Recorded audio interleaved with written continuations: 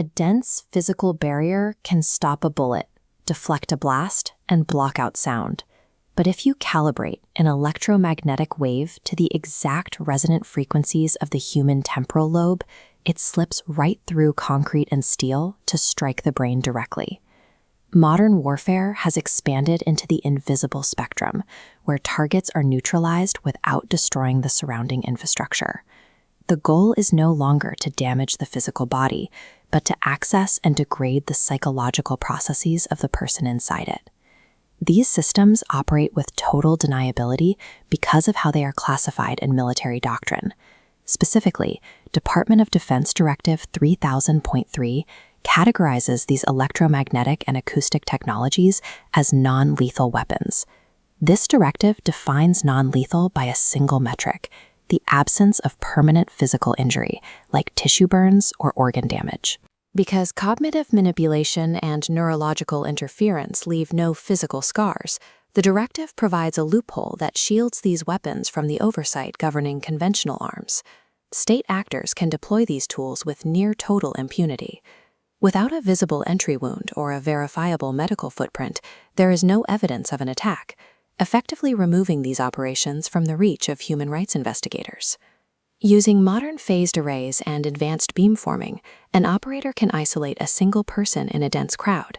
The beam is so precisely steered that it can track and lock onto one specific target, while bypassing anyone standing mere inches away. This isolation is achieved by tuning the beam to the target's resonant frequency. Every human brain has a unique bioelectrical signature. By matching the signature, the weapon ensures the energy is absorbed by the target's neural tissue, rather than reflecting off the environment. These focused beams can carry silent subliminals, high-frequency carrier waves modulated with behavioral influence data.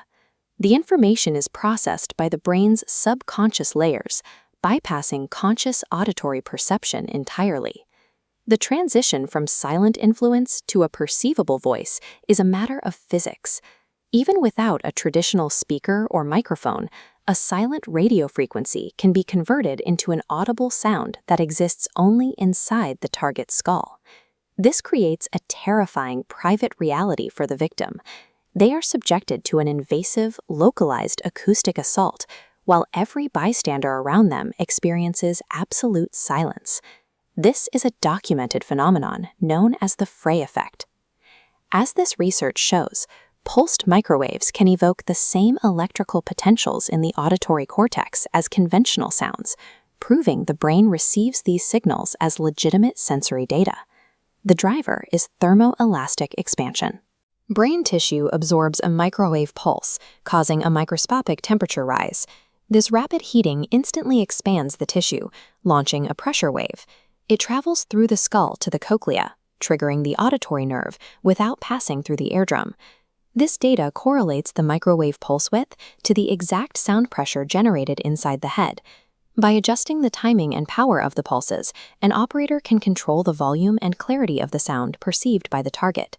Because this pressure wave originates inside the head and activates the same neural pathways as normal hearing, the victim cannot physically distinguish the weapon's signal from their own thoughts or a physiological condition like an inner ear disorder.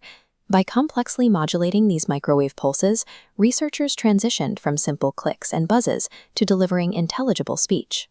This capability, colloquially known as voice-to-skull or V2K, allows for the remote transmission of voices directly into the target's mind. These graphs show the threshold for perception. The loudness of the internal voice is a direct function of the peak power density of the microwave pulses, requiring precise calibration to ensure the target hears the message clearly without causing heat-related injury. Beyond speech, these weapons utilize brainwave entrainment. By matching the weapon's pulse repetition frequency to the brain's natural alpha or theta rhythms, an operator can drive the target's neural oscillations to synchronize with the external signal. This forced synchronization allows the weapon to override a target's natural state, inducing forced anxiety, apathy, or fear by replicating specific emotion signatures. Constant exposure to these entrained rhythms forces the brain to adapt. Because the brain is neuroplastic, meaning it physically changes in response to persistent stimuli, it begins to rewire its synaptic connections to normalize the artificial signals. This forced neuroplasticity converts temporary harassment into permanent behavioral change. The brain eventually adopts the external entrainment as its own natural rhythm, cementing long-term psychological degradation and making the weapon's influence a permanent biological fixture.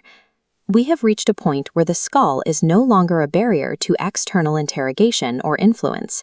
Sensory perception can now be triggered from the outside, bypassing the body's natural defenses.